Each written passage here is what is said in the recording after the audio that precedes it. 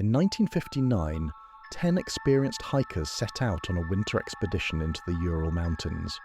They were young, skilled, and prepared for the brutal cold.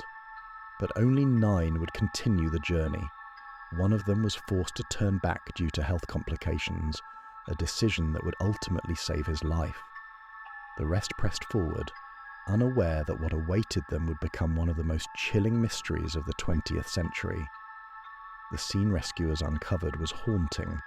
The hikers' tent stood half buried in snow, but what truly disturbed investigators were the long, deliberate cuts in the fabric, sliced open from the inside, as if its occupants had clawed their way out in sudden panic. Inside, boots, coats, food, and gear were left untouched. A single lamp was still faintly glowing. A trail of footprints led into the forest. Not far from the camp, a heavy coat was discovered lying in the snow, abandoned without reason. At the edge of the trees, 2 bodies were found beside the remains of a small fire. Despite the freezing cold, both wore only underclothes. High above them, the branches of a cedar tree were broken several meters from the ground, as if someone had climbed in desperation to gain a view of the slope.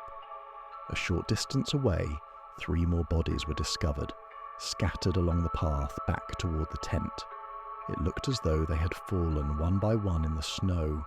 Among them was a young woman who had managed to climb higher than the others, but collapsed halfway up the slope.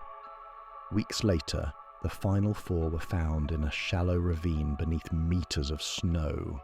Their injuries were devastating. Fractured skulls, shattered ribs, wounds compared to the force of a violent crash. Some were missing their eyes, and one her tongue. And in one of the recovered cameras, the last photograph showed nothing but a blurred, glowing shape against the darkness of the night.